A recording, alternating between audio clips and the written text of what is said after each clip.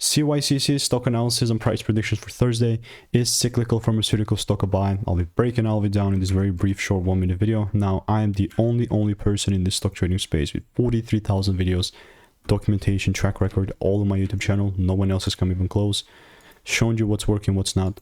In my last prediction that I made of CYC, it cannot get better than this. Here's the proof.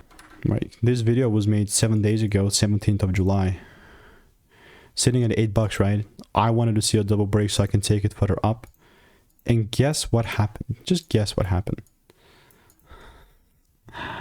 Boom, started pumping like crazy the next day. And honestly, in a situation like this, I'm just looking to double down if I could. So how's that going to look like? Well, here's the top. And only if I do see the price pulling down a bit. Okay, nah. Breaks above here also makes sense. Sure.